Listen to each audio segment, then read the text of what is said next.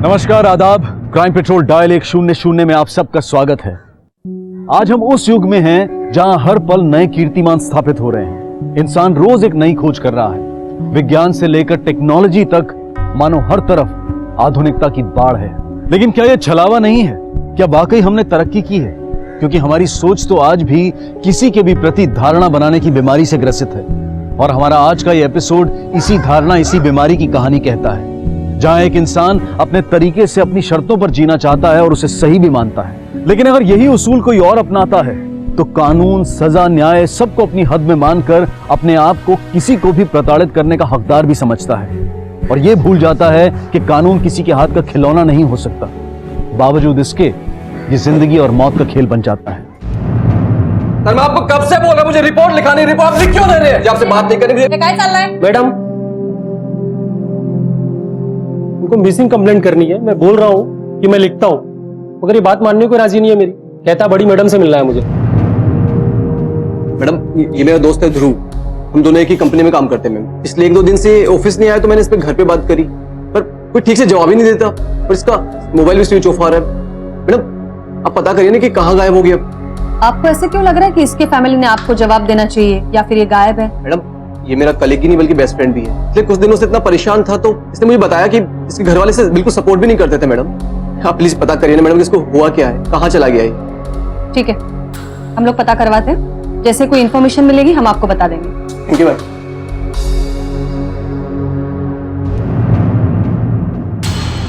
Bhosle, ma'am. Dhruv के घर जाकर पता करो कि ये सच बोल रहा है या झूठ। ओके।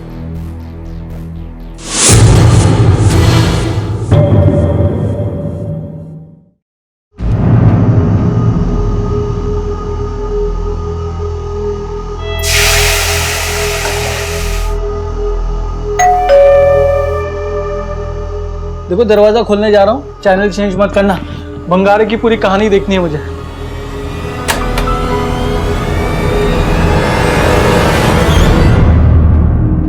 सर, वो अंकुश झूठ बोल रहा है और ध्रुव कुछ गायब नहीं हुआ। वो 1 हफ्ते के लिए विपासना सेंटर गया है। लेकिन वो झूठ क्यों बोलेगा? सर, क्योंकि हम लोग उसे पसंद नहीं करते हैं। वो 1 नंबर का चालू लड़का है। उसने हमारे बेटे ध्रुव को भी बिगाड़ कर रख दिया था। इतनी देर देर तक रात को घर पे आता है, पार्टियां करता है। अब सर, उसका तो कोई है नहीं, कुछ भी करेगा तो चलेगा। लेकिन हमारे बेटे ध्रुव पर तो जिम्मेदारियां है ना। उसके माँ बाप है, उसकी अपनी बीवी है। अगर वो विपासना सेंटर गया भी है, उसका मोबाइल क्यों स्विच ऑफ है? अलाउड नहीं ना सर उधर। विपासना सेंटर में अलाउड नहीं है सर फोन रखना, लेकिन टाइम टू टाइम इधर फोन करते रहता है वो। ठीक है, तो ध्रुव के साथ बात करने के लिए अभी विपासना सेंटर ही जाना पड़ेगा। अरे सर, आप वहां क्यों जाएंगे? उसका जब फोन आएगा तो मैं आपकी बात करवा दूंगा। वैसे आपकी बहू सुमिता से बात कर सकता हूँ?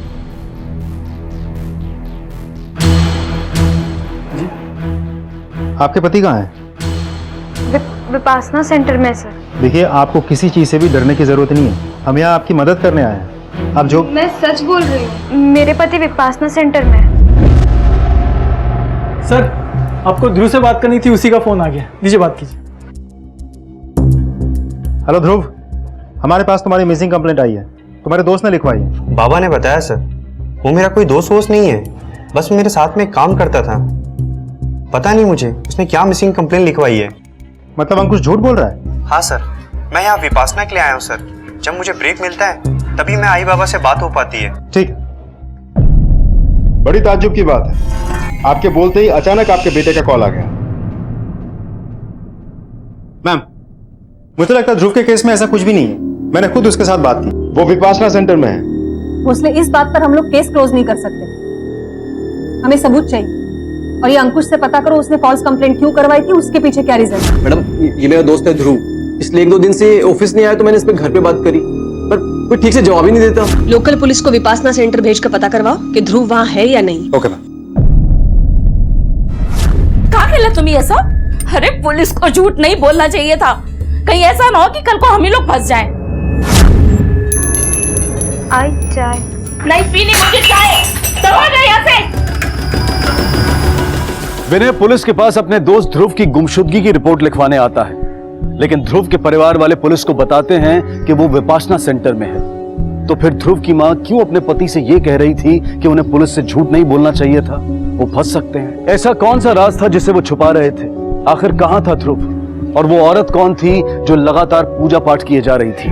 सर आप उनकी बात पर कैसे भरोसा कर रहे हो? झूठ बोल रहे हैं वो लोग। देखिए हमारी इंक्वायरी अभी तक खत्म नहीं हुई, समय दीजिए, हम काम कर रहे हैं। पर सर ध्रुव 2 दिन से मिसिंग है, कहाँ है, क्या कर रहा है, कुछ पता नहीं सर। समझने की कोशिश कीजिए, समय लगता है। सर अगर देर हुई तो काय झालं? मैडम ध्रुव की फैमिली ने आपको झूठ बोला है। देखिए, आपके कहने पर हम उसके फैमिली के खिलाफ कोई एक्शन नहीं ले सकते। भोसले ने ध्रुव से बात की है, वो ठीक है। पर मैम वो झूठ बोल रहे हैं, आपको मिसगाइड कर रहे हैं ना। बिहेव योरसेल्फ, अदरवाइज आपके खिलाफ एक्शन लेनी पड़ेगी मुझे। सॉरी मैडम, पर आप एक क्रिमिनल को छोड़कर एक इनोसेंट आदमी के खिलाफ केस लेने की बात कर रहे हो। हम किसी को नहीं छोड़ रहे हैं, हम हमारा काम कर रहे हैं जैसे हमें करना चाहिए। पुलिस इमोशंस पे नहीं एविडेंस पे काम करती है और आपको ये समझना चाहिए।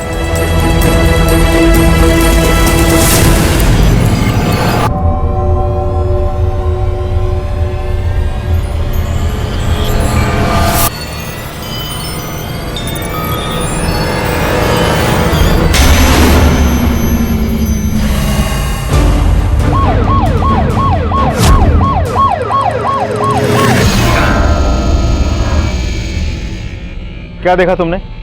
साहब हर रोज़ की तरह हम दोनों इधर आए और आके देखा तो नाले में लड़की की लाश पड़ी हुई थी। बहुत डर गए थे साहब और सीधा पुलिस को फ़ोन किया। लाश को पहली बार तुमने देखा था?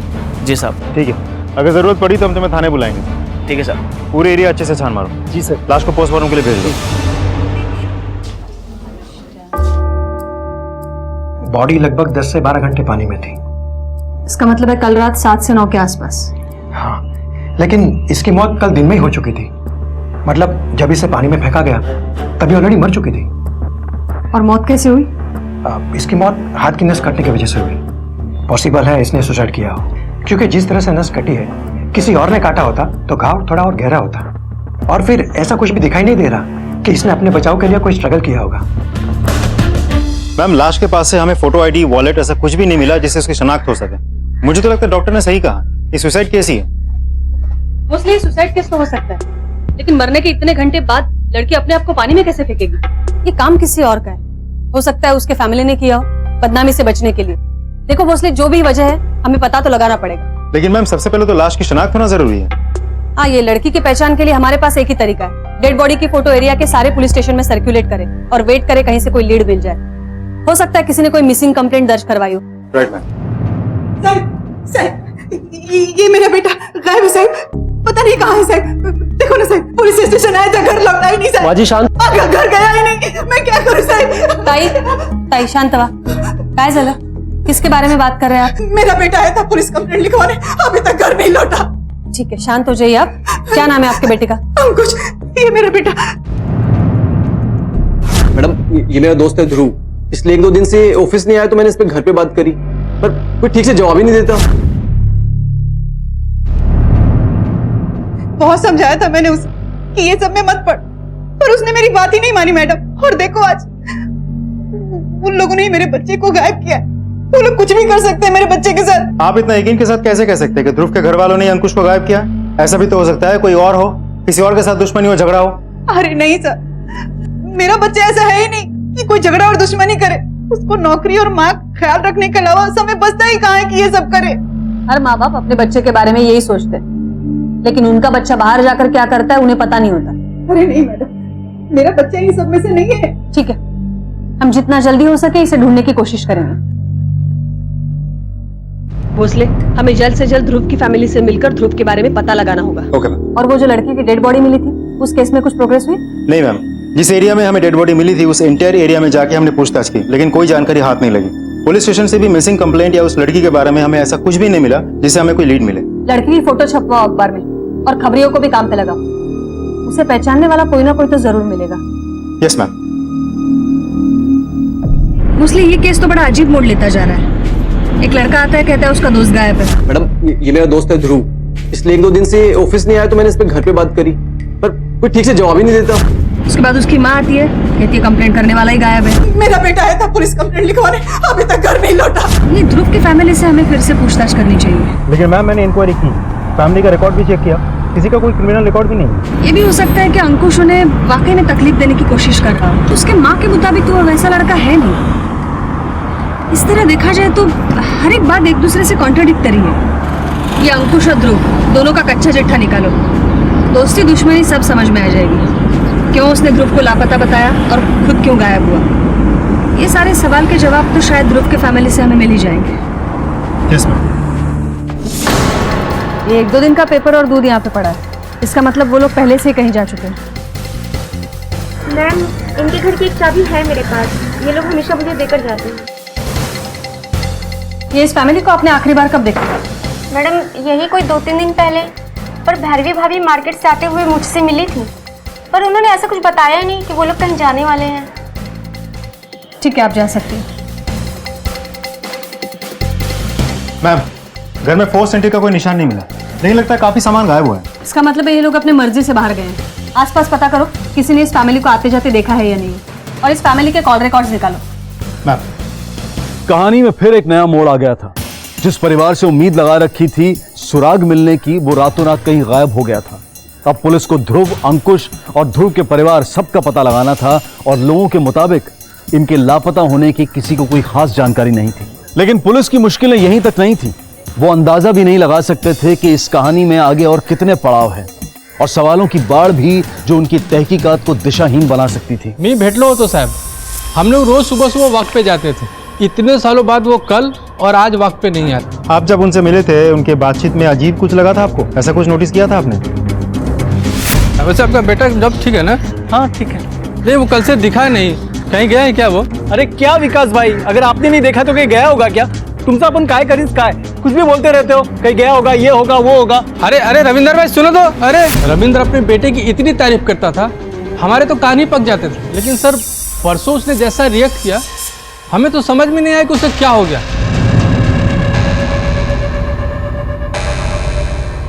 सर, कुछ दिनों से नहीं बल्कि कई हफ्तों से ये लोग अजीब ही बिहेव कर रहे हैं।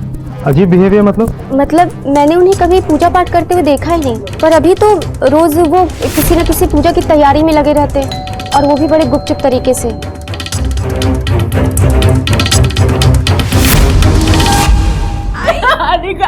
मैं सब ठीक कर दूंगी, छोड़ दो मेरी बेटी को, मैं सब ठीक कर दूंगी।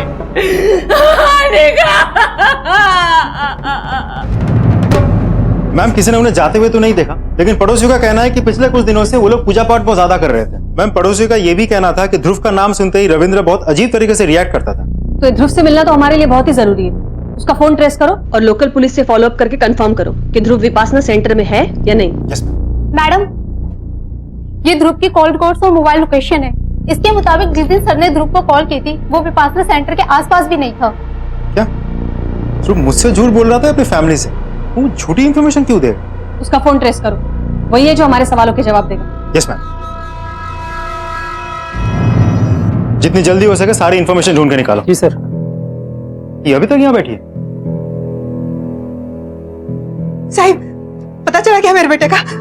मिला वो आपको? देखिए, आपका बेटा अभी तक मिला नहीं, मिल जाएगा, हम कोशिश कर रहे हैं। कोशिश? अभी भी कोशिश? देखिए, हमें अपना काम करने दीजिए, आप शांति रखिए, सब ठीक हो जाएगा, आपका बेटा मिल जाएगा, आप इनके साथ जाइए। मेरा इकलौता बेटा गायब हुआ है, पता नहीं कहाँ और किस हाल में है। मैं कैसे शांत रहूं? आप जरा पेशेंस रखिए, हमें अपना काम करने दीजिए, सब ठीक हो जाएगा। आप जाइए, ले जाइए ना। माँ जी, आप आइए। जितनी जल्दी हो सके हमें ध्रुव का फोन ट्रैक करके उस तक पहुंचना होगा। जी सर।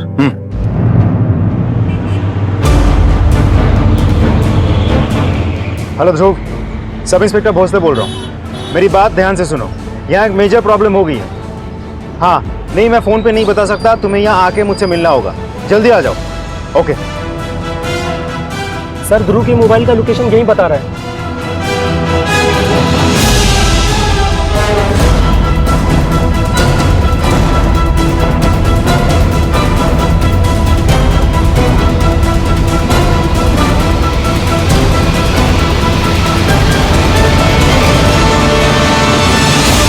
ध्रुव,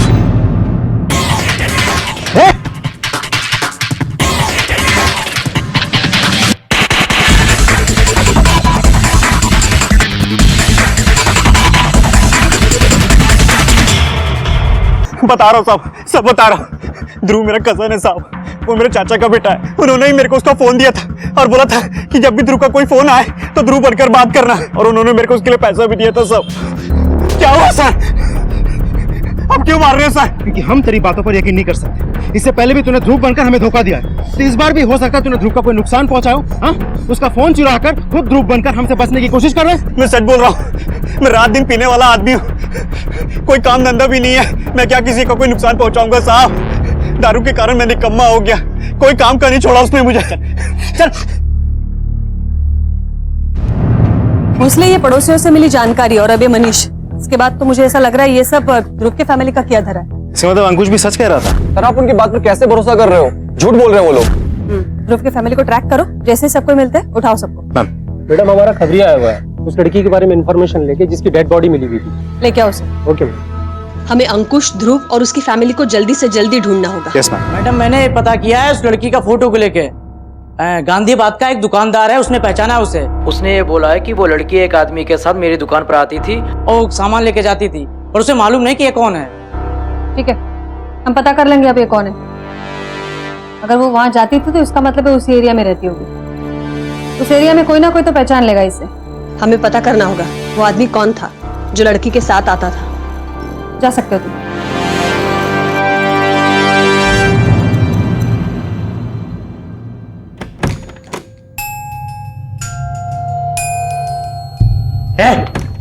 बंद करिए सब और जा खाना लेके आ, भूख लग रही है। ये सब गलत है, देखना भगवान सबको जरूर सजा देगा। क्या कर रहे हैं आप? मैं आपको बोल रही हूँ। आई क्या कर रहे हो आप? चुप रहो ना, मरना है क्या आपको? बाबा आई ये मत करो ना ऐसे। चुप कर तू।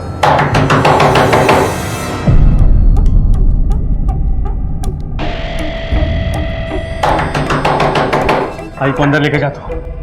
आई चल, आई चल।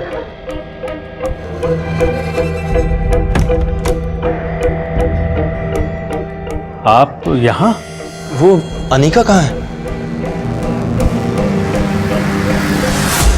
मैम हमने बहुत कोशिश की, लेकिन ध्रुव के फैमिली के बारे में कुछ पता नहीं चला। ये लोग कहाँ गायब हैं, और इन सारे लोगों के फोन तब से स्विच ऑफ है जब से ये फैमिली गायब है।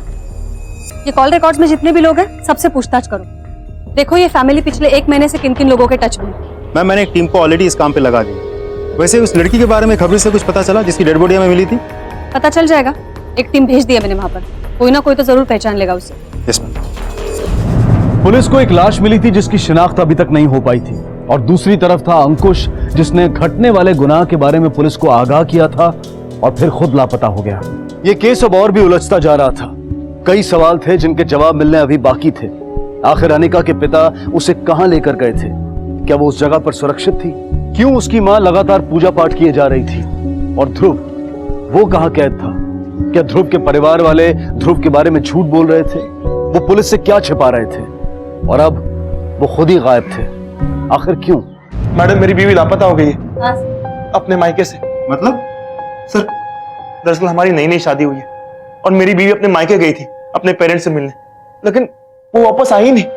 और आज जब मैं उसके घर गया उसके बारे में पूछने के लिए, तो उसके माँ बाप भी मुझे कुछ नहीं बता रहे। आप यहाँ? वो अनिका कहाँ है? आप अपनी बीवी का हुलिया बता सकते हैं? ये रही उसकी फोटो।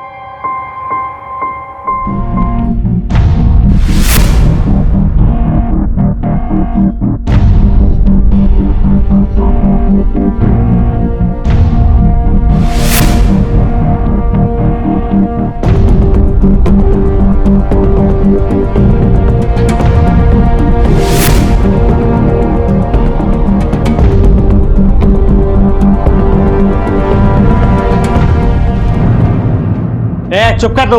एक तो तू किसी काम का नहीं निकला, उस पर से मेरे पर इल्जाम लगा रहा तू। मैम ये झूठ बोल रहे हैं, मेरी ताइस्कियत बिल्कुल भी खुश नहीं थी, इसलिए कहीं चली गई और ये सब इनकी वजह से हो रहा है। मैडम अब समाज में बदनामी की डर से मैंने अपनी बेटी की रिपोर्ट तक नहीं लिखवाई। देखिए आप लोग अपनी बकवास बंद कीजिए और सीधे सीधे बताइए कि अनिका कहाँ है। एक हफ्ते की शादी में आप लोग को इतना मालूम पड़ गया कि वो मुझसे दुखी थी? हाँ अरे मैम अभी तो हम लोग ठीक से एक दूसरे को समझ भी नहीं पाए थे। यही तो मैडम, शादी के बाद कोई समझने बैठता है क्या कि अपना घर बसाता है? अब तेरे से तो कुछ हुआ नहीं ना, बताऊं मैडम को मैं? ये आप कैसी बातें कर रहे हैं? अरे बाप है आप उसके, बोलने से पहले कुछ तो सोचिए क्या कह रहे हैं आप। शांत हो जाओ तुम लोग। इतना बताओ वो यहाँ आई थी या नहीं आई थी? और आप मैडम, आपको कुछ नहीं कहना है? मैडम वो क्या बोलेगी? वो भी वही बोलेगी जो मैं बोल रहा हूँ। जब तक आपसे कुछ पूछा नहीं जाए चुपचाप खड़े रहो, बोलने का मौका मिलेगा आपको भी, तब देखते हैं कितने सवालों के जवाब दे पाते हो।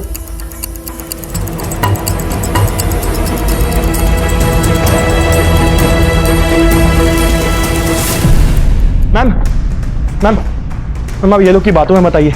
ये लोग आपसे झूठ बोल रहे हैं, क्योंकि जिस दिन से अनिका शादी करके मेरे घर पे आई थी वो तब से डिस्टर्ब थी। मैंने उससे कई बार पूछा भी कि अगर कुछ प्रॉब्लम है तो बताओ, हम मिलकर सॉल्व करेंगे, लेकिन मैम उसने मुझे कभी कुछ नहीं कहा। वो तो इनफैक्ट ये लोगों से मिलने को भी तैयार नहीं थी, पर शरद उसे मेरे यहाँ से ले गया।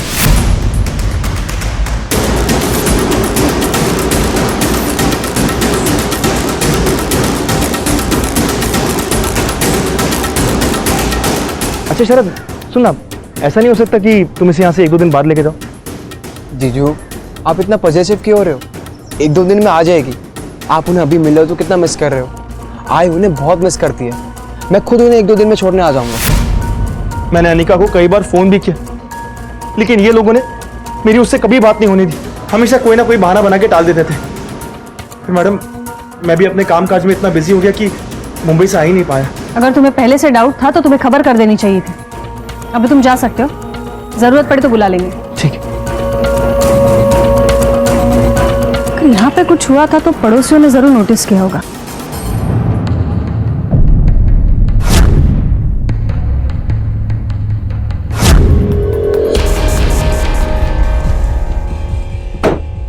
Good morning ma'am.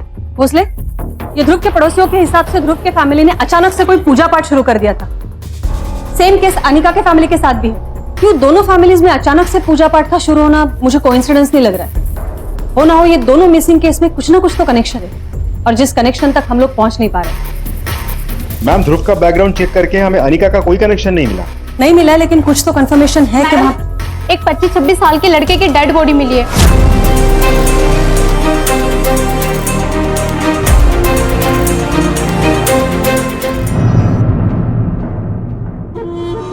Dead body? नहीं, वो मेरा बेटा नहीं है। वो मेरा बेटा नहीं है मैडम, वो मेरा बेटा नहीं है। वो ताई शांत बेटा नहीं है। पानी पिलाओ इनको। बसा तुम्ही, बसा शांत बाबा, बसा तुम्ही। मैम फोटो देख के लगता है कि मौत चाकू मारने की वजह से हुई है। लेकिन भोसले मेरी गट फीलिंग यही कहती है कि हो ना हो ध्रुव की फैमिली का हाथ जरूर है इसके पीछे। ये सुमिता के घर से कुछ पता चला? नहीं मैम। भोसले ये केस बिगड़ता ही जा रहा है। हमें इस बात पर तुरंत पहुंचना पड़ेगा कि ये अचानक होने वाली पूजा का क्या मतलब है। एक काम करो, अंकिता और ध्रुव के फैमिली के कॉल रिकॉर्ड चेक करो, शायद दोनों फैमिली के बीच कोई कनेक्शन हो। Yes ma'am. इन सारे वाकयों में एक मां ने अपने बेटे, अपने इकलौते सहारे को खो दिया था। कातिल सोचता है कि उसने एक व्यक्ति का कत्ल किया है, लेकिन वो ये भूल जाता है, ये नहीं जानता है कि उससे जुड़ी कितनी जिंदगियां आहत होती हैं। ऐसी ही तमाम जिंदगियां जुड़ी थी इस केस से, और पुलिस पूरी कोशिश कर रही थी इसकी तह में जाने की। पर कहते हैं ना कि सच कल्पना से भी भयानक होता है, और ऐसा ही कुछ छिपा था इस केस में भी। भोसले मुझे बार बार यही लग रहा है कि इन सब केसेस में कुछ ना कुछ कनेक्शन है। इतने सारे हादसे, murder cases, missing complaints. Madam ये मेरा दोस्त है ध्रुव, इसलिए 1-2 दिन से ऑफिस नहीं आया तो मैंने इस पे घर पे बात करी, पर कोई ठीक से जवाब ही नहीं देता। मेरा बेटा आया था पुलिस कंप्लेंट लिखवाने, अभी तक घर नहीं लौटा। मैडम मेरी बीवी लापता हो गई है अपने मायके से। मैम शायद आपका शक सही है। रविंदर और ब्रिजेश दोनों के कॉन्टैक्ट लिस्ट में कॉमन नंबर है, और वो है चंदर का। चंदर गांधी बाग में रहता है। गांधी बाग? ये तो मैंने पहले भी सुना है। मैडम मैंने पता किया है उस लड़की का फोटो को लेके। गांधी बाग का एक दुकानदार है, उसने पहचाना है उसे। भोसले क्लू मिल गया। ये ध्रुव और अनिका के फैमिली के साथ आपका क्या कनेक्शन है? रविंद्र मेरा दोस्त है और ब्रजेश मेरा कलीग, बस इतना ही कनेक्शन। ये ब्रिजेश की फैमिली गायब हो गई है, और रविंदर की बेटी अंकिता भी गायब है। मैडम मैं इस बारे में कुछ नहीं जानता। अच्छा नहीं जानता है, क्योंकि तेरे पास ये आखिरी मौका था। मैडम मुझे कोई डर नहीं है, मैं जो जानता था मैंने बता दिया। मुझे नहीं पता कि वो लोग कहाँ हैं। Excuse me.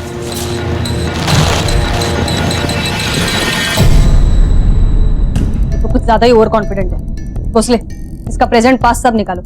जिस लड़की की डेड बॉडी मिली है वो इसी एरिया से है। खबरी के मुताबिक लड़की किसी आदमी के साथ दिखी थी, कहीं ये चंदर तो नहीं? हेलो। Okay thanks. मैम ध्रुव की वाइफ का एड्रेस पता चल गया। चलो। तुम्हारे सास ससुर गायब है, पति लापता है और यहाँ छुप कर बैठी हो तुम। सर मैं यहाँ अभी आई हूँ। ओ बहू, हाँ मर गई ये भी ना सुनती नहीं है। जा जल्दी से जाके सामान पैक कर, जल्दी जा। मैं हम कहाँ जा रहे हैं आई? अब ज्यादा सवाल मत कर, जब समय आएगा ना सब पता चल जाएगा। जल्दी जा। आई मैं अपनी आई के घर चली जाऊँ? क्यों क्यों? वहाँ जाके फंसाएगी हमको? हाँ? नहीं नहीं नहीं आई कि किसी को मैं कुछ नहीं बोलूंगी। छोड़ो ना इसे, रहने दो इसे। छोड़ो, चलो चलो तुम चलो, चलो चलो छोड़ो। हाँ रहे, चल तेरी माँ क्या, चल। ठीक है, हमारे परमिशन के बिना कहीं नहीं जा सकती तुम, यही रहना होगा।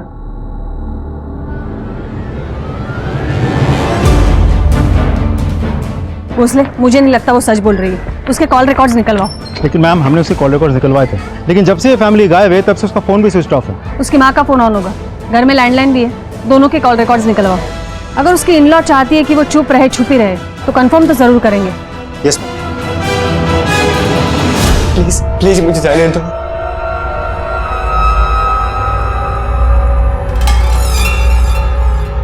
टेंशन मत ले, तेरी कंपनी के लिए तो लाए थे।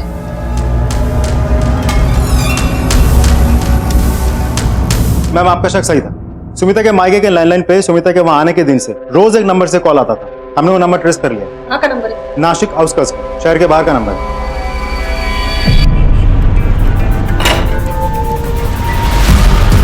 तुझे क्या लगा था हमें चकमा देके भाग जाएगा? हाँ? इसके बीवी को उठा के लगाओ, घर की तलाशी लो अच्छे से। चल चल बोल बोल। मेरी समझ में नहीं आ रहा कि आप लोग मुझे मार क्यों? पुलिस को चकमा देके रातों रात घर बदलना क्राइम है। अपना फोन स्विच ऑफ करना ताकि तुम्हें कोई ट्रेस ना कर सके। अब बोल, ध्रुव कहाँ है? चंदर कौन है? क्या अंकुश को तुमने मारा? हमें लगा कि आप लोग हम पर शक कर रहे हैं, इसलिए हमें परेशान करेंगे, इसलिए हम लोग गायब हो गए थे। आपको अब भी लगता है कि ये सब कहानी आपको हमें सुनानी चाहिए? हम कोई कहानी नहीं सुना रहे, हम सच बोल रहे हैं। बोलो ध्रुव कहाँ है? क्या किया तुम लोगों ने उसके साथ? सच बोल रही है, सच में। यही तो प्रॉब्लम है कि आप सच नहीं बोल रही हैं। आपसे सच उगलवाना पड़ेगा, समझ गई आप? तब तक खातिरदारी करो जब तक सच नहीं बोल देती। मैम एक क्रिमिनल जैसा तोड़ा उसका, फिर भी मुंह नहीं खोला। रविंद्र का भी यही हाल है, देखते कब तक चुप रहता है। मैम उनके घर से हमें एक चाकू मिला है, इसपे सूखे खून के निशान है। उस चाकू को हमने फॉरेंसिक लैब भेजा, कल शाम तक रिपोर्ट आ जाएगी। अगर हम सही जा रहे हैं भोसले तो वो सूखा हुआ खून जरूर अंकुश का होगा, और अगर रिपोर्ट्स मैच हो गए तो हम उन्हें गुनहगार साबित कर सकते हैं। लेकिन मैम मुझे लगता है हमें सुमिता से बात करनी चाहिए, शायद जल्दी मुंह खोल दे। कोशिश करते हैं, लेकिन जरूरी नहीं है वो जितनी डरी से हमें दिखती है उतनी है। और हमें जल्द ही अंकिता और ध्रुव के बारे में भी पता लगाना होगा। मैडम ये चंदन की डिटेल्स। मैम ये चंदर किसी एक के साथ नहीं बल्कि सबसे कनेक्टेड है। इनफैक्ट ध्रुव और सुमिता का भी रिश्ता उसी ने करवाया था, और अनिका के बाद ब्रिजेश के साथ भी वो लगातार टच में है। एक और अहम बात मैम, पिछले साल तक ये सारी पूजाएं उनके घर पे भी होती थी, फिर अचानक बंद हो गया उनके बहू के साथ। पड़ोसियों का कहना यह है कि चंदर कभी भी इतना धार्मिक नहीं था। बहू के आने के बाद चंदर के घर पे पूजा होने लगी, उससे पहले उसे घर पे कोई औरत भी नहीं थी। ये तीनों परिवारों में अचानक से पूजा का शुरू होना, ये कोई अंधविश्वास का चक्कर तो नहीं है? ये देखिए मैम, भोसले ये चंदर को बुलाओ, उसका ओवर कॉन्फिडेंस निकालने का टाइम आ गया अभी। यस अब की बार हाथ लगाए ना, देखना मैं क्या करता हूं। तुम लोगों की वर्दी उतार दो। भोसले थांबा।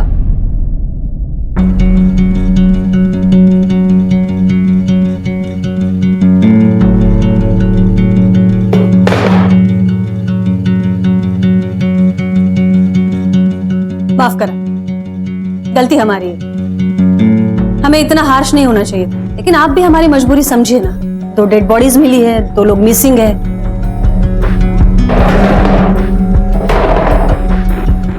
पूछो। तो ये बताइए, ये 1 साल से आपके घर में पूजा चल रही थी, वो अचानक कैसे बंद हो गई? और अनिका और ध्रुव के घर में कैसे शुरू हुई? मैडम ये पूजा मैं नहीं, मेरी बहू कर रही थी। जब वो शादी करके आई तब ये पूजा उसने शुरू की।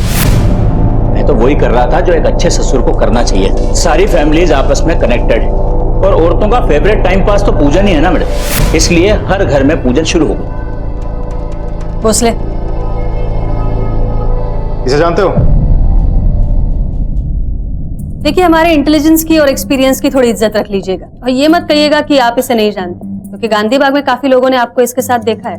अरे लोगों के कहने से क्या होता है मैडम, मैंने कहा ना मैं नहीं जानता मतलब नहीं जानता।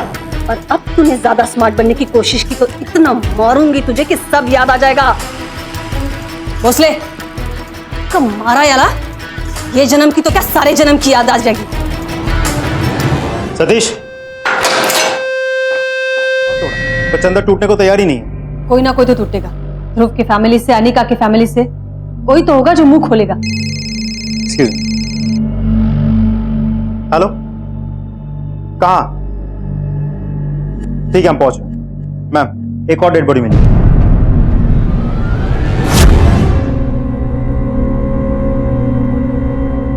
सुसाइड का केस है।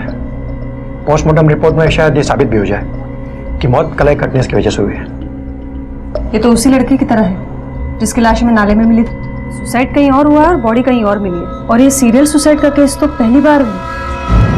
ध्रुव, ध्रुव, ध्रुव, ध्रुव, क्या हो गया ये? ध्रुव, ये नहीं हो सकता। मैंने मना किया था, आपको बोला था। ये शायद दुनिया का पहला केस था जहां सीरियल मर्डर्स नहीं बल्कि सीरियल सुसाइड्स हो रहे थे। लेकिन कैसे? कोई तो था जो इन्हें अंजाम दे रहा था, जो लाशों को मौत की जगह से दूसरी जगह ले जाता था। किसी ने उसे क्यों कैद किया था और उसके साथ ऐसा क्या हुआ था कि उसने अपनी ही जान ले ली? एक कैदी की जिंदगी की प्रताड़ना से लेकर उसके मृत पाए जाने तक की उसकी कहानी आखिर क्या थी? ऐसा नहीं होना चाहिए था। ये कहने का मतलब क्या था आपका? कम से कम अपने बेटे के लिए तो सच बोलिए। आपके बेटे ने सुसाइड किया नहीं है, करवाया गया है उससे। आप नहीं चाहती कि जिसने ये सब करवाया है उसको सजा मिले?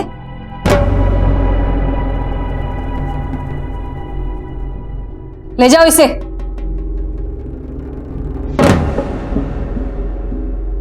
एक इंसान मुंह नहीं खोल रहा है यहां पर। केस सॉल्व होने के इतना करीब होने के बाद कुछ नहीं कर पा रहे भोसले हम। बस और इतनी देर ना हो जाए कि वो अनिका इस सब का शिकार हो जाए। उस दिन रूम में क्या हुआ था? अनिका को सुसाइड के लिए तुम मजबूर कर रही थी? वो लोग उसे इस दुनिया के लायक बना रहे थे ताकि आदमी औरत से और औरत आदमी से प्यार करे, ना कि आदमी आदमी से और औरत औरत से, क्योंकि यही उसूल है ना दुनिया का। देखो, जो भी कहना है साफ साफ। मैं ध्रुव की सच्चाई शुरू से जानती थी। वो कभी मुझे प्यार नहीं कर पाए।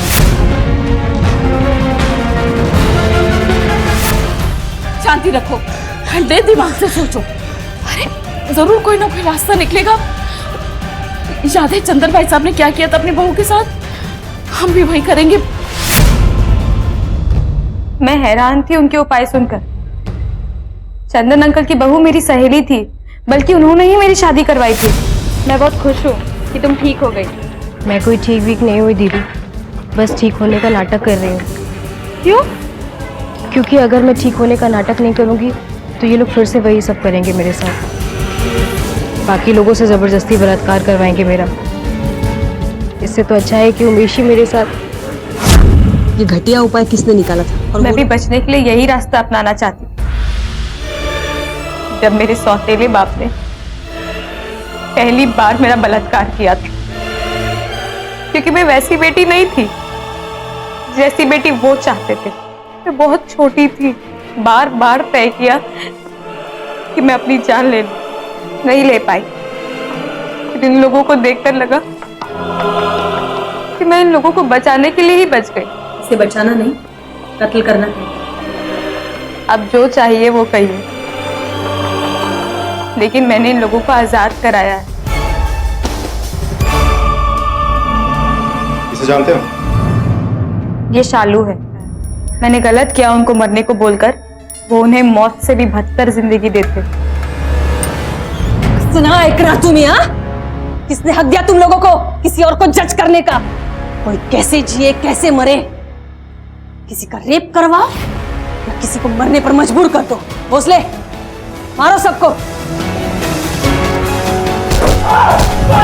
यहां सच वाकई में कल्पना से भी भयानक था, जहां एक बच्ची का उसके ही पिता द्वारा बलात्कार किया गया क्योंकि वो उसके मुताबिक सही नहीं थी, और 4 लोगों के साथ मिलकर हैवानियत की सारी हदें पार की गई। आज के समाज में भी अगर इंसान के सामने कुछ ऐसा आता है जो उसकी समझ में नहीं आता, तो वो या तो सजा देने पर उतारू हो जाता है या फिर कर्म कांड के सहारे उसे लाइलाज बना देता है। क्यों इंसान को सिर्फ इंसान समझकर जीने नहीं दिया जा सकता? क्यों सभी को सही और समीकरणों में कसने की जरूरत है? और आखिर सही और गलत का फैसला करेगा कौन? वो लोग जो खुद दिमाग से बीमार हैं। इस केस से जुड़े सभी लोगों पर अदालत में सुनवाई चल रही है। समस्या चाहे कैसी भी और कितनी भी बड़ी क्यों ना हो, लेकिन आत्महत्या उसका हल नहीं हो सकता। सुमिता ने पुलिस की मदद लेने की बजाय एक ऐसा रास्ता निकाला जिसने कई जिंदगियां समाप्त कर दी, जिसके लिए उसे जेल भेजा गया। अनिका इस खेल से बच गई और जिंदगी के मायने और शांति ढूंढने की उम्मीद बनी रही, जिसमें उसके परिवार ने उसका साथ दिया।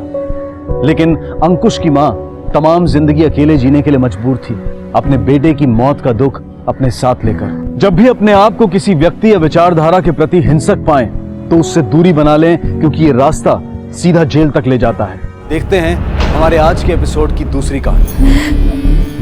मेरा बाप इस घर की नींव बचाने के लिए रोज अपनी कब्र खोद रहा है। यही तो, अपनी कब्र खोदते खोदते झल्ला गया होगा और अब मेरे बाप की कब्र खोद रहा है। तुमने कौन सी नींव जोड़ी है उनकी?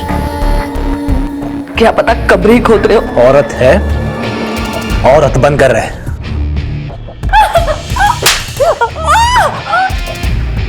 चोरों की बस्ती में जब कोई शरीफ भी भागता है तो चोर ये सोचकर चौकन्ने हो जाते हैं कि कहीं उनके पीछे पुलिस तो नहीं लगी है। लेकिन किसकी गठरी में चोर था और किसकी दाढ़ी में तिनका, ये फिलहाल मुखौटे में था। लेकिन इन चेहरों में वो कौन था जिसका कनेक्शन अनंत की किडनैपिंग और पूर्वा की हत्या से भी जुड़ा था? क्या इस स्केलेटन का इन दोनों केसेस के साथ कोई कनेक्शन था भी, या फिर ये केस अपराधियों की छटनी में सामने आने वाला कोई छुपा हुआ अपराध था? सर, जो स्केलेटन शिंदे कंस्ट्रक्शन साइट पे हमें गड़ा मिला था, उसकी मौत करीब 6 महीने पहले सर पे हुए वार की वजह से हुई थी और स्कल फ्रैक्चर भी है सर। लेकिन 6 महीने पहले किसका मर्डर हुआ होगा जिसका एक नाक शिंदे फैमिली से कोई कनेक्शन हो सकता है? कनेक्शन हो सकता है सर, क्योंकि जिस लोकेशन के पीसीओ से आपको कॉल आया था, उस लोकेशन पर अक्सर एकनाथ की बेटी श्रुति और उसके पति काशीराव का फोन एक्टिव रहता है। तो हो सकता है सर श्रुति या काशीराव में से किसी ने आपको कॉल किया हो। और एक बात सर, ये श्रुति और काशीराव की ज्यादातर बातें रमाकांत भिड़े से होती हैं। ये रमाकांत भिड़े कौन है? एकनाथ का राइट हैंड। एकनाथ के सारे काम यही देखता है सर। और सर, जब हम शिंदे की फैमिली से मिलकर आए थे, उसके 2 घंटे बाद से श्रुति का फोन बंद है।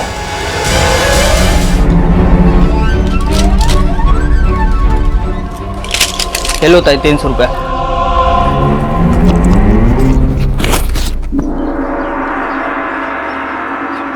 दादा इतने पैसे तो नहीं है मेरे पास। एक काम करो, इसमें से जो उल्टी रोकने वाली दवाई है वो ही दे दो। ये लीजिए 50 रुपये। धन्यवाद दादा। क्यों? आपको मेरी बहन श्रुति से क्या काम है? आपकी बहन श्रुति है कहां पर? मेरे को नहीं पता। सर, आज दोपहर से वो घर पर वापस नहीं आएगी। उसका फोन भी बंद है। लेकिन बात क्या है सर? और आप तो श्रुति के पति हैं, पता होगा आपकी बीवी कहाँ है? नहीं साहब, मुझे भी समझ नहीं आ रहा कि श्रुति कहाँ है। सर, आपने बताया नहीं। आप श्रुति के बारे में जानना क्या चाहते हैं? आपकी बहन श्रुति जब भी घर आए या उसका फोन आए, उसे कहना हमसे जरूर मिले।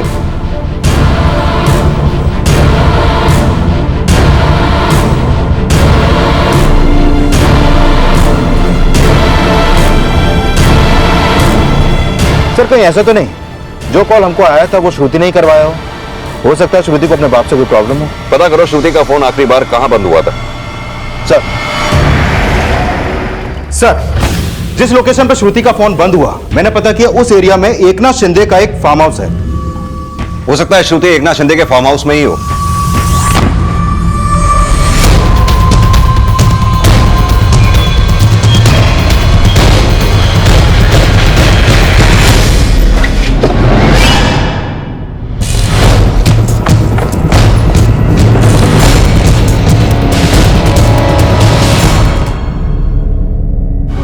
तो बोलती थी कि काशी की बिना जी नहीं सकती मैं। काशी को धोखा देकर मर गई वो। बाबा, अब पता चला ये भिड़े है जो तुम्हारे पीठ पे छुरा घोंप रहा है। ये जो कंस्ट्रक्शन साइट पे आपको स्केलेटन मिला है ना, देखना उसके मर्डर में भी भिड़े का ही हाथ होगा। भिड़े का एड्रेस दीजिए हमें।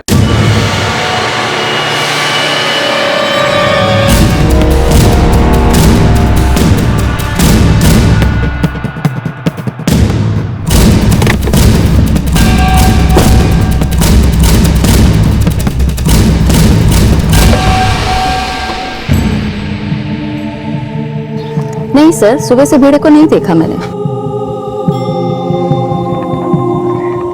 सर, भिड़े का फोन भी बंद है।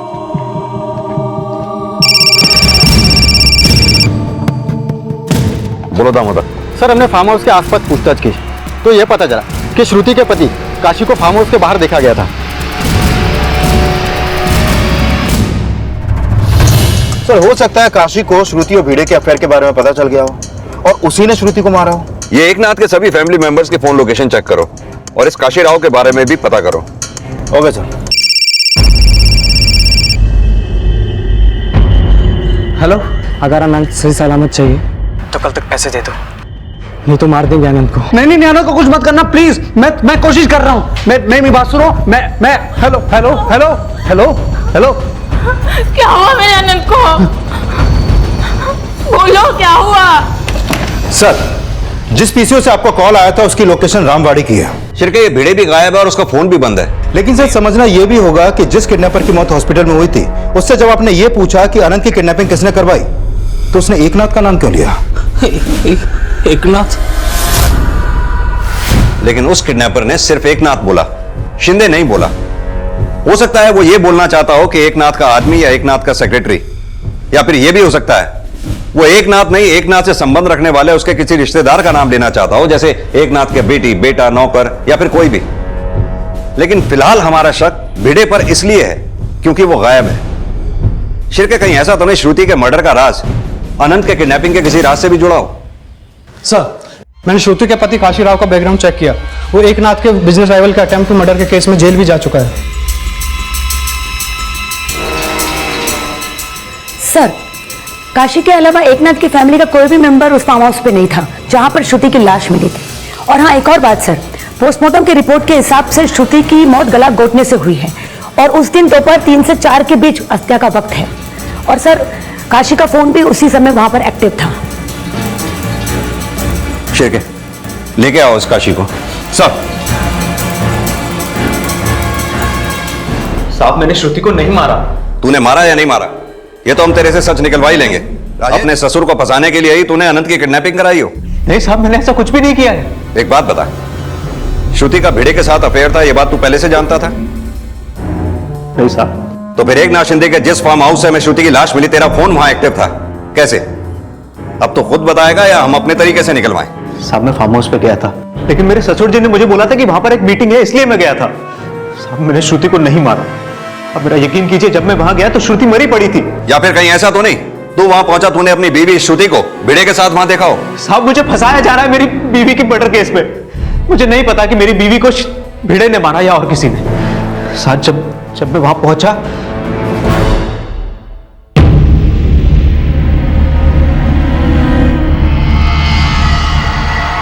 साहब, मुझे लगता है कि एकनाथ ने अपनी बेटी को मरवाया और अब मुझे फंसा रहा है। एकनाथ अपनी बेटी को क्यों मारेगा?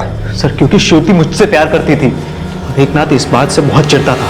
अगर तू इतना ही सच्चा है तो फिर अटेम्प्ट टू मर्डर के केस में अंदर क्यों गया था? साहब, वो भी एकनाथ की वजह से गया था। उसने उस वक्त भी मुझे बलि का बकरा बनाया था। चल, तेरी हम सब बात मान भी लें तो एकनाथ शिंदे की जिस कंस्ट्रक्शन साइट से हमें स्केलेटन मिला, वो स्केलेटन किसका था? साहब, मुझे ज्यादा तो नहीं पता, लेकिन 6 महीना पहले लांजा टाउन का एक सरकारी सिविल इंजीनियर संदीप देशमुख, साहब मुझे लगता है कि ये कंकाल उसी का है, क्योंकि संदीप का भिड़े और एकनाथ के साथ बहुत बड़ा पंगा था। आपके भिड़े ने मारा हमारी श्रुति को। पहले उसे बहकाया है, फिर जान से मार दिया है। देख लिया किस आपको दूध पिला रहे थे आप। जान से मार दूंगा भिड़े को, देखना।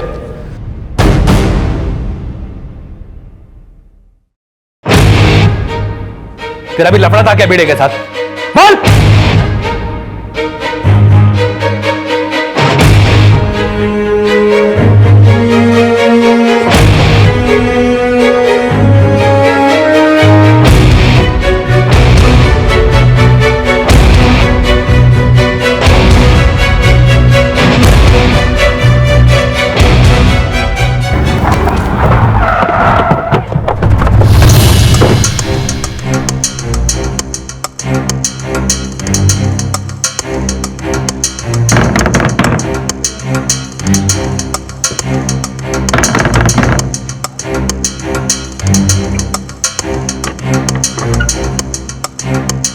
चलिए तो लॉक है। सुनिए, संदीप देशमुख का घर यही है ना? जी सर। अच्छा, कुछ पता है उनका घर बंद क्यों है? सर पता नहीं, ये तो 6-7 महीनों से बंद पड़ा है। ये संदीप देशमुख के परिवार के बारे में कुछ जानती हैं आप? सर संदीप जी अपनी वाइफ और बेटी के साथ यहाँ रहा करते थे, लेकिन उनकी वाइफ तो काफी टाइम पहले गुजर गई थी। और सर बाद में संदीप जी भी लापता हो गए और बेचारी उनकी बेटी कुछ समय बाद वो भी अपने किसी रिश्तेदार के यहाँ चली गई। किस रिश्तेदार के यहाँ? सर इसका मुझे आइडिया नहीं।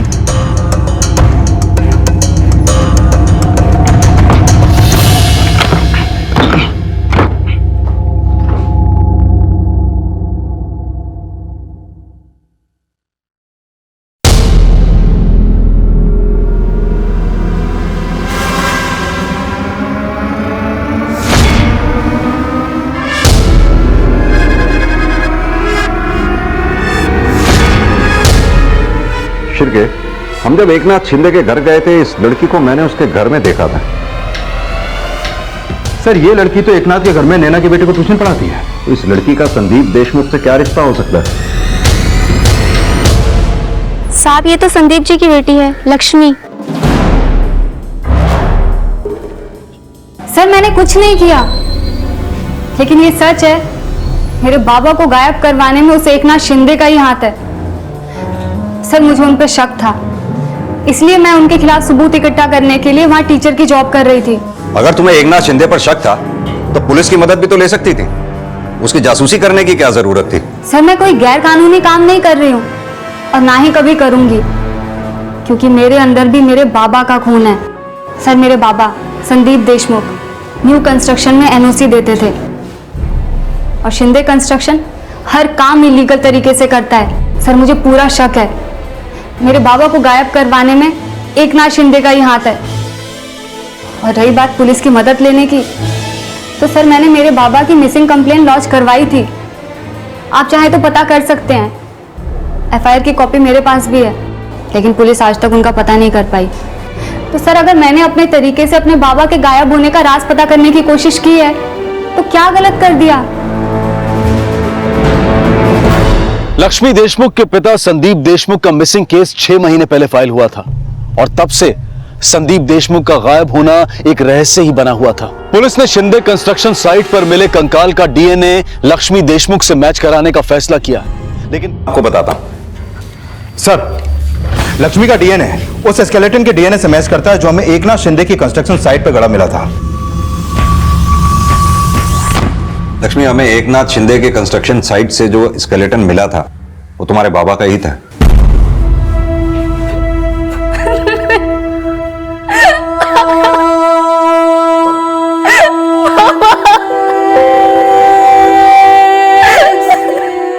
लक्ष्मी, तुमने हमें कहा था कि तुम एकनाथ शिंदे के खिलाफ सबूत ढूंढा करती थी। क्या अनंत की किडनैपिंग में एकनाथ शिंदे का हाथ हो सकता है? अगर इससे रिलेटेड कुछ भी जानती हो हमें बताओ। सर जब भी मैं उनके घर जाती थी,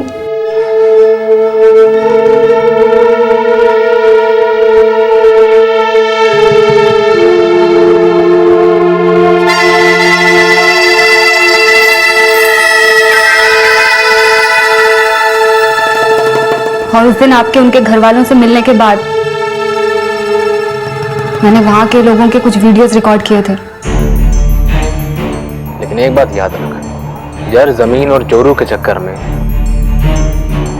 भाई का दुश्मन मत बन। इस घर के राज को राज रखना ही मेरी जिंदगी की मजबूरी है और यही मेरा गुरूर, और इस पर किसी ने उंगली उठाई ये मैं बिल्कुल बर्दाश्त नहीं करूंगी। मैं जानता हूं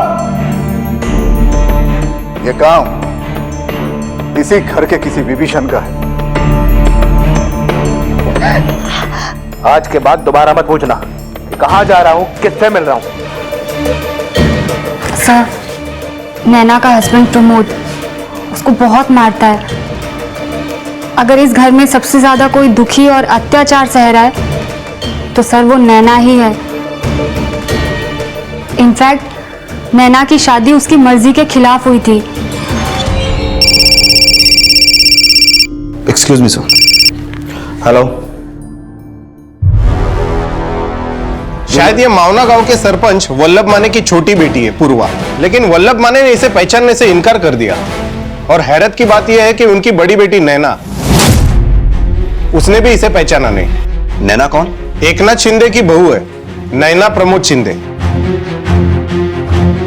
आपको लगता है ये लड़की जो किडनैपर्स के साथ देखी गई एकनाथ शिंदे की बहू नैना शिंदे की छोटी बहन पूर्वा है? जी जी हाँ, नैना शिंदे हमारी बेटी है, लेकिन उस लड़की से हमारा कोई रिश्ता नहीं है जिसकी लाश गांव के बाहर मिली। सोच समझकर बोलिए वल्लभ माने जी, अगर आपकी बात झूठ निकली तो हम। मैं कभी झूठ नहीं बोलता। वो लड़की मेरी बेटी नहीं थी, मतलब नहीं थी। सर मुझे लग रहा है ये वल्लभ हमसे झूठ बोल रहा है, और नैना शिंदे ने भी हमसे झूठ बोला था।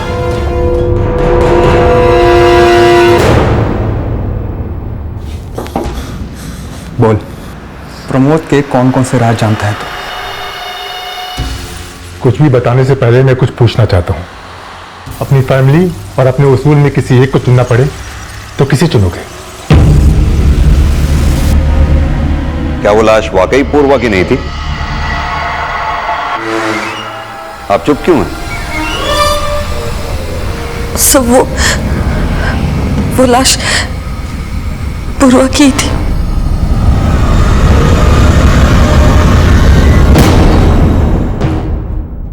तो तुमने उस लाश को पहले क्यों नहीं आइडेंटिफाई किया? क्योंकि मेरे बाबा ने मना किया था। अगर पूर्वा तुम्हारी बहन थी तो वो उन किडनैपर्स के साथ क्या कर रही थी जिन्होंने अनंत दीक्षित को किडनैप किया था? मला नहीं माहित सर, मैं पूर्वा से तब से नहीं मिली हूँ जब से वो घर से भागी थी।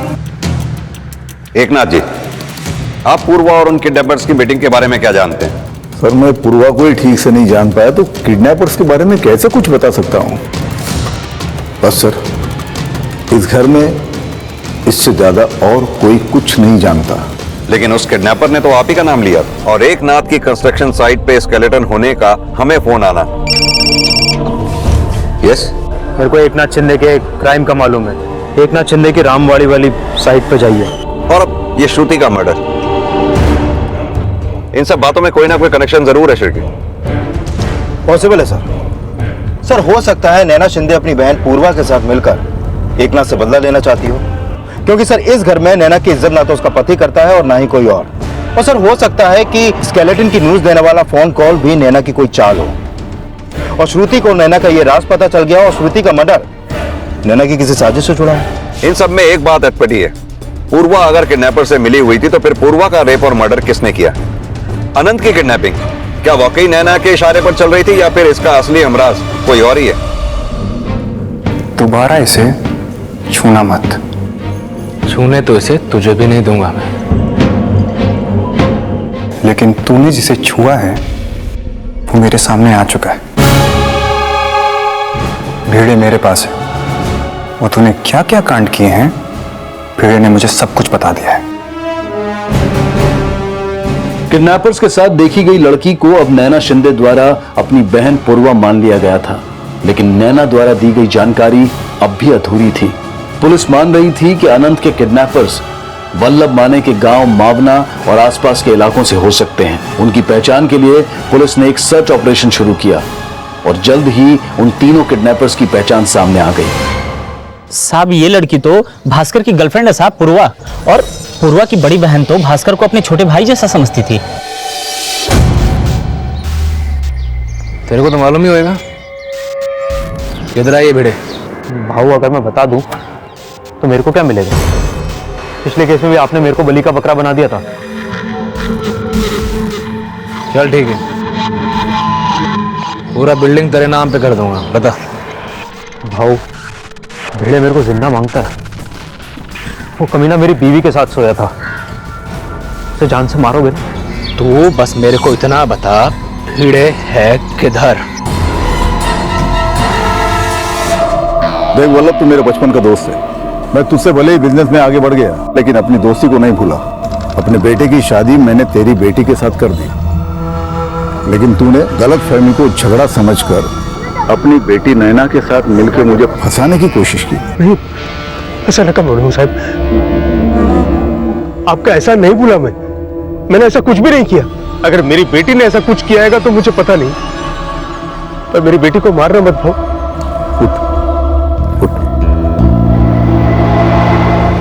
ठीक है, अगर अपनी बेटी नैना को बचाना चाहता है तो एक कीमत चुकानी पड़ेगी तेरे को। सर, भास्कर की फोन लोकेशन से उनके एक हाइडआउट का पता चला है। वहाँ एक ठेले वाले ने बताया कि दामले भी ओमकार की तरह मर चुका है और उसकी बॉडी को अंतिम संस्कार के लिए शमशान घाट पर ले गए थे।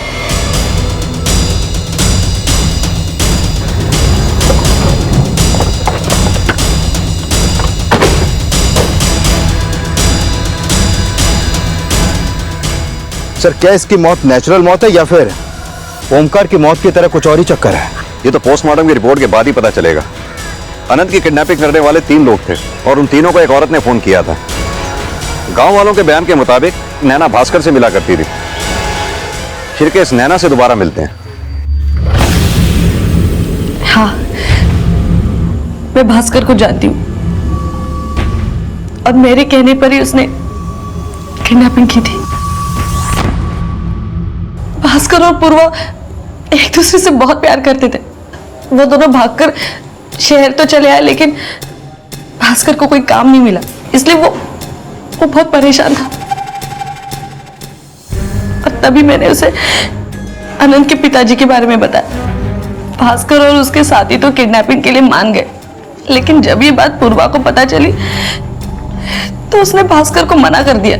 और इसी वजह से भास्कर ने पूर्वा का रेप किया और उसको मार भी दिया। नहीं नहीं सर, ऐसा नहीं है। भास्कर पूर्वा से बहुत प्यार करता था।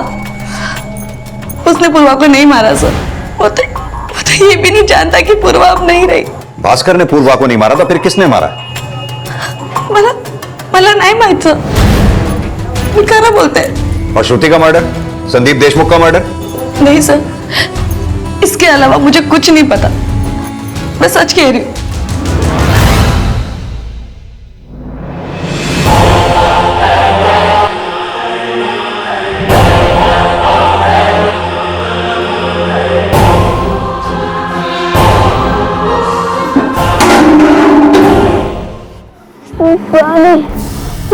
पानी चाहिए,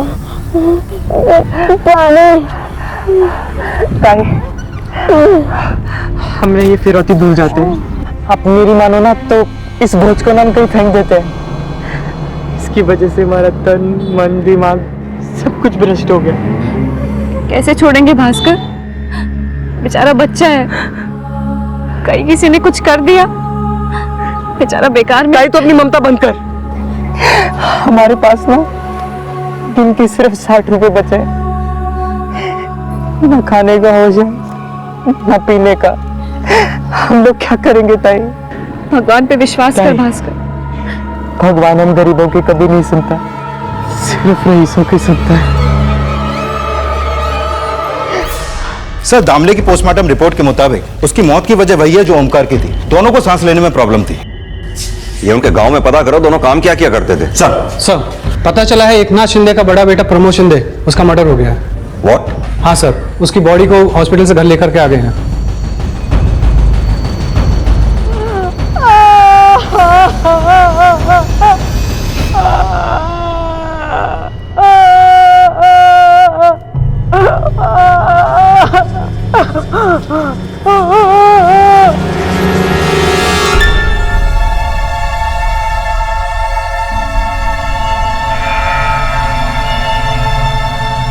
इसके पहले कोई कुछ कहे, मैं कन्फेस करना चाहता हूं।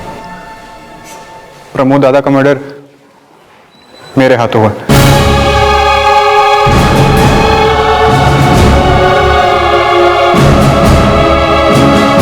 हमारे बीच में अक्सर तू मैं होती रहती थी, लेकिन आज हाथापाई भी हो। ये आदित्य की स्टेटमेंट को क्रॉस वेरीफाई करो। प्रमोद और आदित्य, इन दोनों के कॉल रिकॉर्ड्स निकल लो। Okay sir.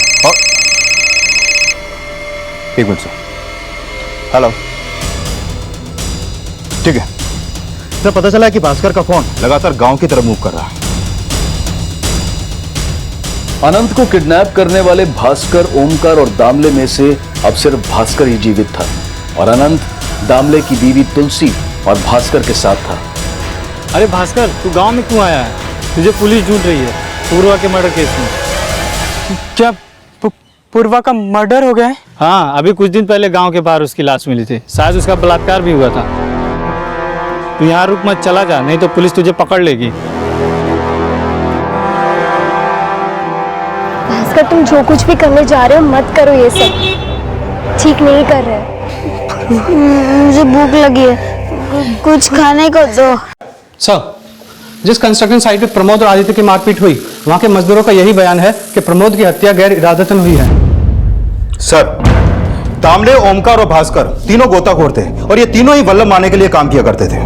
क्या काम किया करते थे? सर, वल्लभ माने गैरकानूनी तरीके से नदी के अंदर से रेत निकालकर कई सालों से उसे बेचने का काम करता आ रहा है और पिछले 15 सालों से ये वल्लभ नदी के किनारों से इतनी रेत निकाल चुका है सर कि नदी के दोनों किनारे साफ हो चुके हैं।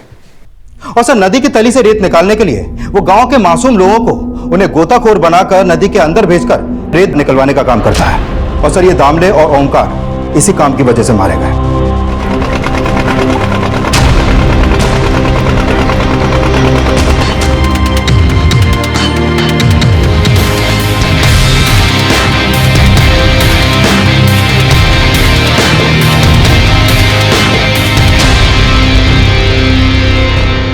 शिर के पूर्वा की बॉडी पे भी उसी तरह का रेत मिला था। कहीं ऐसा तो नहीं पूर्वा का रेप और मर्डर भी उन्हीं गोताखोरों ने किया हो, वल्लभ माने से बदला लेने के लिए? इस वल्लभ माने को लेके आओ। सब सरपंच वल्लभ माने, तो तू गैर कानूनी तरीके से सैंड माइनिंग का धंधा नहीं करवाता। देखिए साहब, आपको जिसने जो बताना था बता दिया। हाँ, मैं रेत का धंधा करता हूं सर, लेकिन नदी के तले से रेत निकलवाने में उसमें कोई सच्चाई नहीं है सर। जिसने अपने बेटी की लाश को नहीं पहचाना उसका हम विश्वास करेंगे? सर, मैंने आदित्य और प्रमोद की कॉल रिकॉर्ड चेक किए। पता चला कि आदित्य लगातार भिड़े के टच में था और सर, भिड़े का फोन जब बंद हुआ उसकी आखिरी लोकेशन मोतीबाग थी, जहां प्रमोद का फोन भी एक्टिव था। सर, मोतीबाग में तो एकनाथ शिंदे की एक कंस्ट्रक्शन साइट भी है। देखिए सर जी, भले ही भिड़े ने मेरी पीठ में छुरा भोंका हो, लेकिन उसके मर्डर से मेरा कोई लेना देना नहीं है। तुम्हारा लेना देना नहीं तो तुम्हारे बेटे का तो लेना देना है। आदित्य के फोन की लोकेशन भिड़े के फोन की लोकेशन से मैच करती है। जाहिर सी बात है कि आदित्य ने ही भिड़े को मारा होगा। सर, मैं मानता हूं कि मैं भिड़े के टच में था, लेकिन मैंने उसका मर्डर नहीं किया। फिर क्यों उसके टच में थे? बाबा और प्रमोद जो गलत धंधे करे थे उसके बारे में पूछ रहा था, लेकिन पता नहीं कहां से प्रमोद दादा को भिड़े के बारे में पता चल गया और उसने उसे वहां से गायब कर दिया। भी तो हो सकता है कि तुमने ही भिड़े को मारा हो, यह बात प्रमोद को पता चली हो और बाद में तुमने प्रमोद को मार दिया। हाँ, मेरा उनका झगड़ा हुआ था, लेकिन सिर्फ भिड़े के वजह से नहीं। भिड़े ने मुझे प्रमोद दादा के एक और कांड के बारे में बताया था। कैसा कांड? सर, प्रमोद ने ही नैना की बहन पूर्वा का रेप और मर्डर किया था और नैना को भी बात पता थी कि प्रमोद ने ही पूर्वा का रेप और मर्डर किया है, लेकिन उसने मुझे कभी बताया नहीं। ये बात मुझे भिड़े ने बताई थी। शायद इसी वजह से प्रमोद दादा ने भिड़े को मार दिया होगा। हो सकता है आदित्य झूठ बोल रहा हो। ये पूर्वा के स्वैब से प्रमोद का डीएनए टेस्ट करके देखो। Okay sir. फिलहाल बाप बेटे दोनों को जाने दो। सर, आदित्य ने स्वीकार किया था कि आत्मरक्षा के दौरान उसके ही हाथों प्रमोद की हत्या हुई थी, लेकिन आदित्य ने पूर्वा के रेप और मर्डर के केस में प्रमोद शिंदे पर जो आरोप लगाया था उसकी पुष्टि के लिए अदालत ने पूर्वा की बॉडी से मिले स्वैब सैंपल्स को प्रमोद शिंदे के डीएनए से मैच करने का आदेश दिया और फिलहाल आदित्य को जमानत पर रिहा कर दिया गया।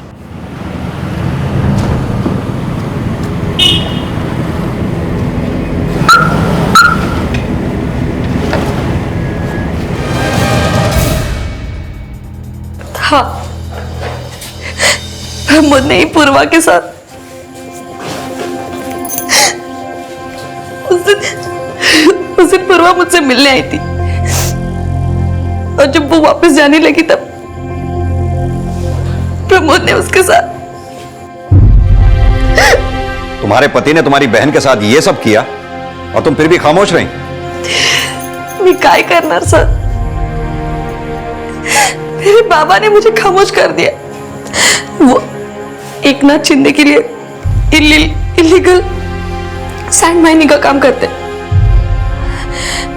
और उन्होंने बाबा की बहुत मदद भी की, इसलिए बाबा एकनाथ शिंदे के दबाव में थे और मैं बाबा के दबाव में। ये तो साफ है कि पूर्वा का रेप हुआ था जो तेरे ही दामाद प्रमोद ने किया था और ये बात तेरी बेटी नैना अच्छी तरह से जानती थी। तू क्या जानता था ये बता। अब मुझे नहीं पता, नैना ने मुझे कभी इस बारे में बताया नहीं। तू एकनाथ के लिए सैंड माइनिंग का धंधा करता है ना, हमें सब पता चल चुका है। मैं गांव का सरपंच था तो एकनाथ नदी से रेत निकालकर इलीगल तरीके से बेचा करता था। आज से 15 साल पहले एक ट्रक के बदले में मुझे 150 रुपए दिया करता था ताकि मैं चुप रहूं, किसी से कुछ नहीं कहूं। और मार्केट में हजारों रुपए में वो रेती बेचा करता था। फिर एक नाथ कंस्ट्रक्शन बिजनेस में आने के बाद ये इलीगल धंधे से अपने आप को अलग करने के लिए उसने ये धंधा मुझे सौंप दिया। धंधा एक नाथ का ही था, सिर्फ चलाता मैं था। नदी से रेत निकालते निकालते नदी के दोनों किनारे खाली हो चुके। अपने लालच में तुम लोगों ने गांव के मासूम लड़कों की जिंदगी बर्बाद कर दी। सर, एकनाथ शिंदे और उसका लड़का आदित्य दोनों गायब है और दोनों के फोन भी बंद है। सब एक नाथ ने ही अपने बेटे आदित्य को अगवा किया होगा साहब। वो उससे बहुत चिढ़ता था। आदित्य बहुत ही ईमानदार और उसूलों वाला है। सच के लिए वो अपने बाप और भाई दोनों के खिलाफ जा सकता है। और कंस्ट्रक्शन साइट में जो कंकाल मिला था उसकी खबर आप तक पहुंचाने के लिए एक नाथ को लगता है कि आदित्य दोषी है। अगर अपनी बेटी नैना को बचाना चाहता है तो एक कीमत चुकानी पड़ेगी तेरे को। बोलो भाऊ। तेरा जो गोडाउन है वो कुछ दिन के लिए चाहिए मुझे। अपने बेटे को किडनैप करना है।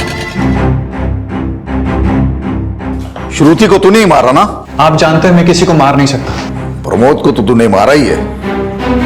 उस स्केलेटन के बारे में पुलिस को तूने ही बताया होगा। मुझे ये राज पता नहीं था बाबा, और पता होता ना तो पुलिस को कब का इन्फॉर्म कर चुका होता। मतलब तू मानता है कि तू मेरा दुश्मन है? रिश्ता तो बाप बेटे का है, लेकिन मेरा बैड लक कि मेरा बाप क्रिमिनल है। अभी भी वक्त है बाबा, जो भी कुछ बुरा किया ना उसका पश्चाताप कर लो। उसी में आपकी और हमारे खानदान की भलाई है। मेरे खानदान की भलाई किसमें, ये तू मत सिखा मुझे। मुगलों के टाइम में शहंशाह अपनी सल्तनत बचाने के लिए अपने औलाद का सर तक कलम कर देते थे। तेरे को और एक मौका देता हूं, सोच ले क्या चाहिए तुझे, परिवार या अपने उसूल? ये चॉइस तो मैंने लंदन से आने के बाद ही साफ कर दी थी बाबा। मुझे तो सिर्फ ईमानदारी से काम करना था, लेकिन आपको ही प्रमोद दादा, काशी और भीड़े जैसे चमचे पालने का शौक था। भीड़े ने मुझे बताया था कि किस तरह आपने अपना नक्शा पास करवाने के लिए संदीप देशमुख को मां के गाड़ दिया था। तो भीड़े को भी तूने ही मारा? मैंने नहीं मारा बाबा, आपके होनहार रेपिस्ट बेटे ने मारा। नैना की भी जिंदगी बर्बाद कर दी उस कमीने ने। नैना नैना नैना बहुत हो गया। आदित्य पर अटेम्प्ट टू मर्डर और संदीप देशमुख के मर्डर के मामले में हाथ होने के साथ साथ एकनाथ शिंदे पर वल्लभ माने समेत कई सरकारी और गैर सरकारी विभागों से जुड़े लोगों के साथ इल्लीगल माइनिंग के मामले भी दर्ज किए गए। दामले, ओमकार और भास्कर सैंड माइनिंग से जुड़े वो मजबूर नाम थे जो 2 वक्त की रोटी कमाने के लिए अपनी जान को जोखिम में डालकर भी इस अपराध से जुड़े थे। लेकिन नैना की सलाह पर अनंत को किडनैप करना उनका वो अपराध था जिसे किसी भी तरह की सहानुभूति नहीं दी जा सकती। पुलिस जल्द से जल्द अनंत को बचाने की कोशिशों में जुटी हुई थी और यह राज भी अब भी बरकरार था कि शिंदे कंस्ट्रक्शन साइट पर गड़े कंकाल के बारे में पुलिस को सूचना किसने दी थी और एकनाथ शिंदे की बेटी श्रुति, उसकी हत्या किसने की थी। सर, पता चला है कि भास्कर मावना गांव के बाहर देखा गया है। शिरके जरूर इन्हें किसी ने अपने घर में छुपा रखा होगा। पता करो गांव में ऐसी कौन सी जगह हो सकती है जहां ये छुप सकते हो। क्विक। सर।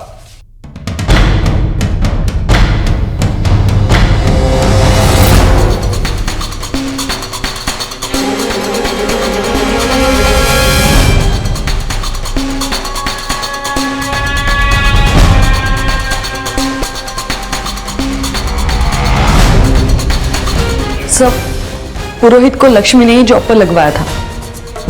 चलो लक्ष्मी, बोलो अब। सर, जब आप पहली बार एकनाथ शिंदे के घर गए थे, उसके बाद श्रुति और काशी राव को मैंने बात करते हुए सुना था। काशी, यही सही वक्त है इन लोगों को इनकी औकात दिखाने का। तुम संदीप की हत्या का राज पुलिस को बता दो। तो ये बात तुमने हमें पहले क्यों नहीं बताई? इसीलिए ना, क्योंकि श्रुति को तुम ही नहीं मारा है। हाँ साहब, मारना पड़ा श्रुति। हम तो सोच रहे थे कि वो भी एकनाथ शिंदे के खिलाफ है और हम भी। साहब, हमने सोचा कि जाकर उससे हाथ मिला लेते, लेकिन हम श्रुति से मिलने फार्म हाउस गए थे, लेकिन उल्टा वो हम पर ही शक करने लगी। मैं अच्छे से जानती हूँ, तुम दोनों को एकनाथ शिंदे ने मेरे और काशी की जासूसी करने के लिए भेजा है ना। बताओ अब क्या चाल चल रहा है वो? देखो श्रुति ताई, ऐसा कुछ भी नहीं है। मैं भी तुम लोगों से क्यों बात कर रही हूँ, खुद ही फोन करके पूछ लेती हूँ। लक्ष्मी और पुरोहित अपना क्राइम कन्फेस कर चुके थे और पुरोहित के जरिए पुलिस को अनंत तक पहुंचने की एक लीड मिली। तू भी पहले गोताखोर था ना, ये बता ऐसी कौन सी जगह हो सकती है जहां पे भास्कर और तुलसी अनंत को रख सकते हैं?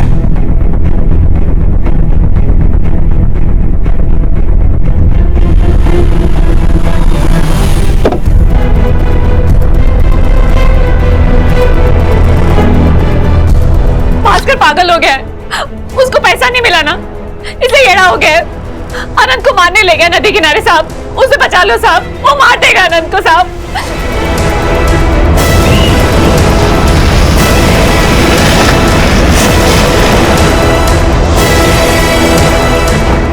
चारों तरफ फैल जाओ, जितने नाव वाले हैं सबसे पूछताछ करो, शायद किसी ने कुछ देखा हो। हेलो सर, हमारा अनंत वापस आ गया हमारे पास। सर, उसका किडनैपर खुद उसे हमारे पास लेकर आया है।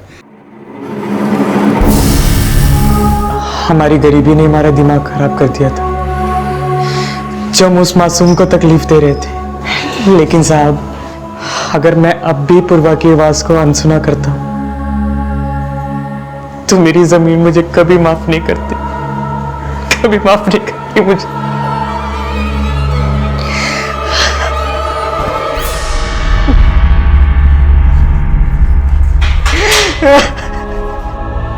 कहते हैं कि जब जागो तब सवेरा, लेकिन जो अपनी आंखें अपराध के आवेश में आकर मूंद लेते हैं, उनकी आंखें जब खुलती हैं तो नजरों में सिर्फ सलाखें ही होती हैं।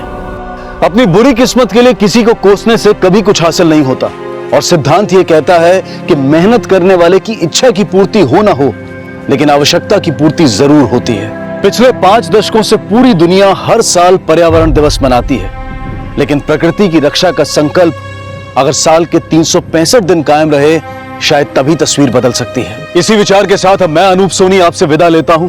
फिर मुलाकात होगी अगले एपिसोड में एक और चौंका देने वाले केस के साथ। तब तक अपना और अपने परिवार का ख्याल रखें और देखते रहें क्राइम पेट्रोल डायल 100। सबक एक को, सीख हम सबको। जय हिंद। इस तरह के और भी एपिसोड देखने के लिए हमारे चैनल को सब्सक्राइब करें और बेल आइकन दबाना ना भूलें।